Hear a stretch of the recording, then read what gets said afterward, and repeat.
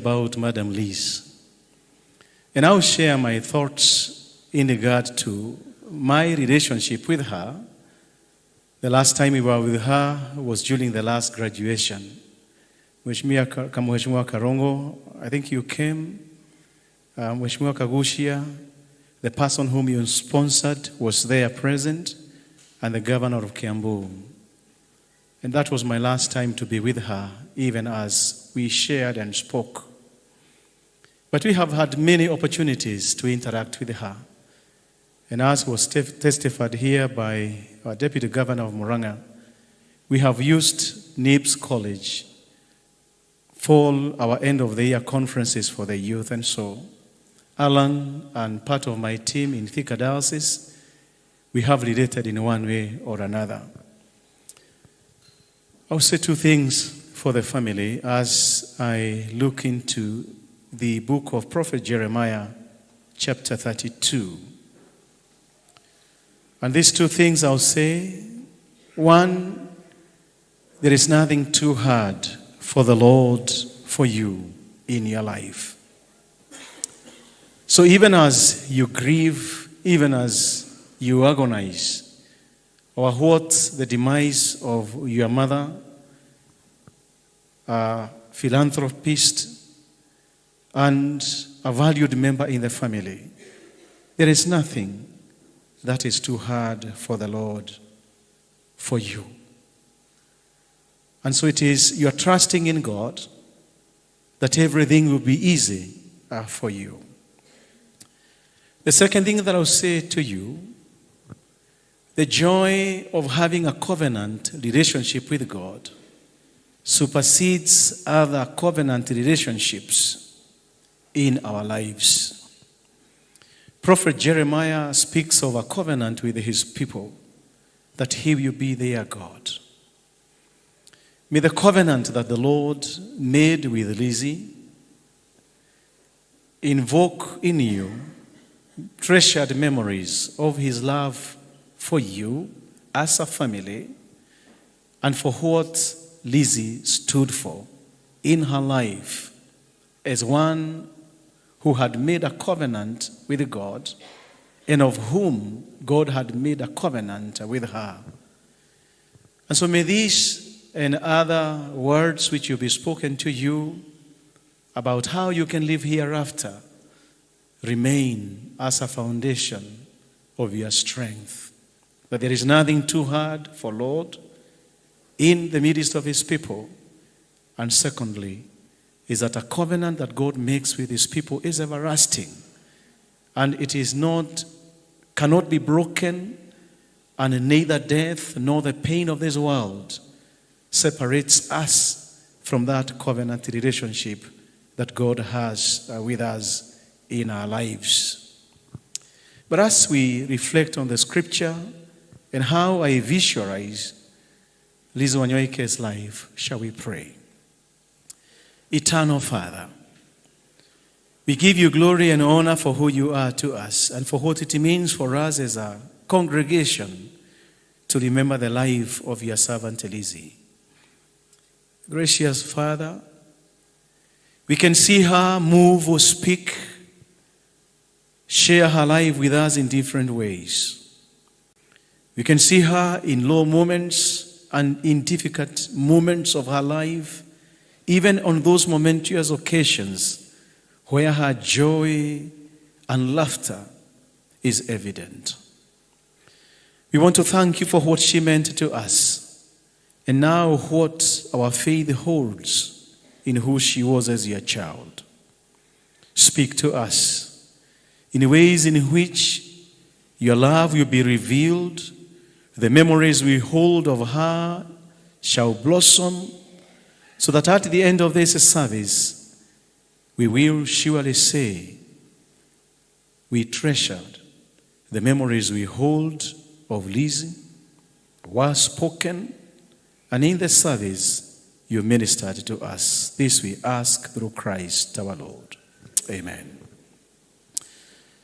I want to use a passage that was read to us, the letter of Paul to the Corinthians, and share a few thoughts of what I reckon, is how I visualize the late Lizzie Wanyoike.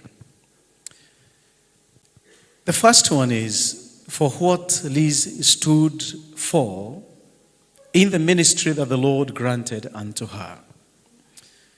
In chapter 3 of Paul's letter to the Corinthians, Paul speaks of one being a letter of the Spirit, written by the hand of God, conferred a ministry, and a ministry in which we reveal the glory and the grace of God in our lives. Lizzie stood and lived in the ministry that the Lord conferred unto her. She was passionate, not only to speak to the young men and women, not only to uplift those who are lowly and those who are needy, but Lizzie Wanyoike lived to her conviction as of what the Lord had made her in her life. And so for me, I have come to celebrate someone who understood her life, understood the calling that God had given unto her, and was exuberant in revealing what it meant for her as an entrepreneur and a philanthropist in who she was in her life. So Paul's letter to the Corinthians in chapter 3 brings out of what we can be and how we can be, and this is what we share. Living to what God has called and given unto us, and remaining who we are in the eyes of God and of what He has granted and given unto us. And as we remember her, it's equally important to ask ourselves, what kind of a letter am I? And what do I reveal in what God has given unto me? Versus what I reckon of Lizzie in her life. What Paul writes in Corinthians says, God makes us competent to be ministers of a new covenant. Not of the letter, but of the Spirit. Although Lizzie went to Kenyatta University for her university education, and through other courses which she has learned in her life, I want to see her competence in light of what God enabled her in what she has been able to accomplish in the years she has been in Nibs and in the many forums that we now remember her in this assembly. And it is important for us to ask ourselves, what is the source of my competence in what I do? Is it the academia? Is it the shoulders that you have rubbed with in terms of your life? Is it the networks that you have as a person? But Paul here says, we are made competent by God in our own lives. And I invite you, brethren, to find your competence in what God can make you. For what man can do to another man can take pride na ajichoche kwa sababu atasema alikufanya na huna la kudu katika maisha yako. We come to celebrate how God can make us competent to accomplish what He has conferred unto us. And that in this particular passage, this is a ministry that God gives unto us. And that is why I began by saying, we are ministers of the gospel, and some earned sacraments. And there are other ministries, and of which you are a minister in your own right. In this particular passage, Paul says, he is a minister who reveals the glory of God in who he is. We can see what Nibs has revealed to us. The many who have interacted with Lizzie in her sessions be it at Nibs, be it through the media, be it the public forums in which she has been able to speak. Lizzie has always been blossoming in what the Lord has made and given to her. The counseling that she has done, the encouragement that she has made, and the many hearts who have been uplifted in the manner in which Lizzie has revealed the glory of God in her life through Nibs. And it's equally important for us to ask ourselves, in which way does the glory of God become evident and reflected in who we are as men and women of faith? And the kind of character that is evident in us, the competencies that are evident in who we are, and the chemistries that we generate in the manner that we relate with one another. Lizzie revealed the glory of God in who she was and what she did. And this I celebrate with joy and pride for what I saw of her and for what she did and she stood for. And therefore it's an opportunity to be challenged in our hearts in what we do and how we do what we do. Because some of us can be called, we are slothful. Some of us can be related with laxity. But some of us can be also associated with agility, as it was evident in Lizzie Wanyoike. And so for me, we review these ministries that the Lord has granted unto us. And Lizzie stands as one who is a star in her own right in the manner she witnessed the graces of God in her life. We are equally gathered to remember Lizzie in her way that she remained hopeful for a tomorrow. For those who can remember her journey from the city center, the classes that she had, the way they were, the manner she started Nibs in Roiro. I remember chatting with her in the last graduation and asking her, Lizzie, have you ever thought about having Nibs as a university? She said, I have been always approached about it, but I so believe in tertiary education and the place it has in our society. Even when there were moments that she was low, Lizzie remained hopeful in places and in sections of life where some of us give it a wide path. In 2 Corinthians chapter 4, verses 1, the scripture says, because we have a ministry and the mercies that God has given unto us in these ministries that we reveal who God is, we do not lose hope in our lives. The family of Lizzie remain hopeful. And as a people who do not lose heart, even when the tempest may be rough, even when the tide may be at its highest moments. I saw in Rees and heard from Rees that resilience in who she was.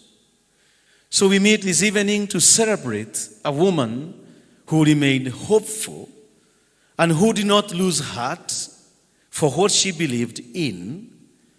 And she had a keen eye to see what some of us could not be able to see, not because of her academic, but because of the insights and the spirit of discernment that always resulted in the way that she had a heart that never lost hope in her own life. It is in this that she revealed her own faith, her conviction, the future that she looked into. In some of us who are here, and some who are still debtors to respond to what she spoke to us and how she could see us come out and be revealed in our way. It is in this context, in verse 3, that Paul would write and say, and even if our gospel is veiled, it is only veiled to those who are perishing. So we come to celebrate a life of a woman who was very hopeful, who revealed what she thought was important in her time, and whoever never saw what she could see and what she believed in, then Paul says he had no doubt it was only those who are perishing. This is an opportunity for us this evening to ask ourselves, what is our destiny as far as this life is concerned? When I was told about her demise on Sunday, I wrote to my assistant bishop and I told him, life is fleeting. And you have such a short time to live if this is the truth that Liz is not with us. So we gather this evening to celebrate hope and to also re-examine ourselves in the manner that we can reveal God in what we do and who we are. We also meet to celebrate the person of whom Lizzie reflected and spoke in untold words. In verse 5 of 2 Corinthians chapter 4, Paul says, we do not proclaim ourselves, but we proclaim Jesus as Lord and ourselves for Jesus' sake. Many other times, at times, we speak about ourselves. We want to be known, we have arrived or we are there. But Lizzie, in the simplicity of how she understood and saw life, never wanted to be recognized. And thanks, Mheshimiwa Karongo, as you spoke about how you beckoned her. Please get another car. The Harrier KAU is now old and doesn't reveal. But for Lizzie, that was not a problem because there was something inside her. And of what she revealed, what do we speak? And what do we so desire to be seen of us or about us? As we meet and gather this evening, it is so much about Jesus whom we believe in. And so this evening, we meet to celebrate somebody who was not about herself, but of what she saw, believed in, hoped in and for, and spoke even in silence. We do not proclaim ourselves, but we proclaim about Jesus. Yes, Nibs will remain as a beacon and light in our time, but it is Lizzie's inspiration and gratitude, and of what she spoke in silence will always be evident. Nibs now comes up as a light in this nation as far as tertiary education is concerned. And Paul would write and say, let light shine out in darkness. May the light of Christ always shine in what we do and who we are as we continue to enjoy each and every moment. In this life, there are challenges. Paul appreciates that as he writes in verses 7 and verse 9, 10, and 11 and 12. For Liz, she understood she has a treasure in her life and would do everything for the sake of this treasure. That is why the emergence of Emory Hotel is a revelation of how she saw her time and wanted to spend her time, and for those of whom she thought about them, and what the vision in her could be translated and actualized. You have a treasure in you. How is this treasure being revealed in you? How is it being replicated in who you are as a person? Paul says we have this treasure in clay jars, indicating that clay can break at any time. Clay can be gathered back to the soil where it was taken. So we meet this evening to celebrate the life of a woman who understood and knew her time. More often than not, we fail to recognize our time, the seasons we are in, and what life portends for us. Lizzie understood her time and was never troubled over the future, for she knew in whose hands her life was in. That is why even when she was diagonized and at times remained weak, it was about the Lord of whom she had faith in and what he was able to do, even to her mortal body. Paul would say, we are persecuted, but not forsaken, struck down, but not destroyed. And this is what Lizzie did, always carrying in our bodies the death of Jesus, so that the life of Jesus may be revealed and made visible in our bodies. This evening, how is the life of Christ revealed in your mortal body? Is it as evident, or is it still foggy and misty in who you are as a man or woman of faith? My prayer is that there will be no fog or mist in how you reveal Christ. For Lizzie did the best that she could in her physical body, as she desired to so reveal Christ in her life.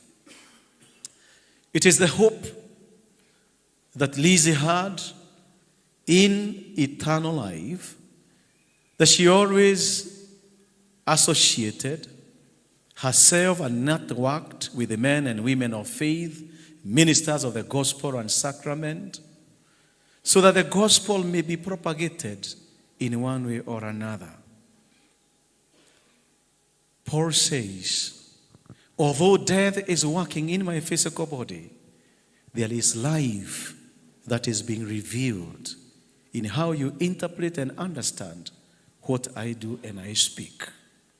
This evening, it is important for us to ask ourselves, how do our mortal bodies reveal the transcendent in our lives, so that it may be clear of the destinies that we are called into while in this mortal body. He knew that Jesus was raised from the dead, and for his sake, life was different for the faith that she had.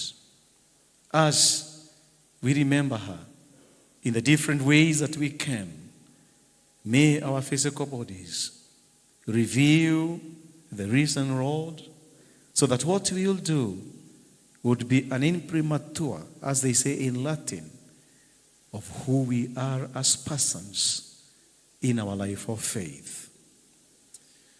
Are you losing heart for the experiences and the encounters that you are going through? Paul says in verse 16, so we do not lose heart. Even though our outer nature is wasting away, our inner nature is being renewed each and every day. I pray, Lizzie's family, you will be renewed each and every day for the faith that you have, so that what is temporary may not eat into what is eternal in who you are as men and women of faith. And may Nibs, a college, remain not just a place where skills are developed, but a place where faith is lived and grows, as we remember Lizzie's life. Shall we pray? Mwenyezi Mungu, Twaomba uwepo wako na neema yako ikawa pamoja nasi tunapotafakari kuhusu maisha ya mjakazi wako Lizzie, kwa mema aliyokuwa nayo kwetu, aliyoyanena na tuliyoyaona akiyatenda. Twajikabidhi mikononi mwako Bwana, ili wema na fadhili zako ziandamane pamoja nasi. Isiwe tu ni kuomboleza maisha na yale aliyoyatenda, na pia kuwa na changamoto kwa yale tuliyokuwa tunadhani anaweza kuyatenda, bali katika imani yetu tuwe na baraka kwa yote tutakayoendelea tutakapokuwa tumempumzisha. Twaomba Bwana mwema, katika miili hii inayomezwa na kifo, ndani mwetu tudhihirishe maisha ya kuishi milele kwa imani tuliyo nayo. Zidi kunena pamoja nasi, pia kutusawishi katika kila jambo tunaloliona na kulitenda, ili kwa yote Bwana mwema, maisha ya mjakazi wako na yale tuliyoyafahamu aliyoyatenda yawe msingi na mwamba katika maisha yetu. Na haya tuomba katika Kristo Yesu aliye Bwana na Mwokozi wetu Yesu. Amina. Bwana wabariki. We thank you, Professor Bishop Wanyoike, for the wonderful, beautiful words of encouragement. And now I invite all of us to kindly stand up. Wherever you are, stand up. We now give our offerings for God's work, and we will do that singing, "We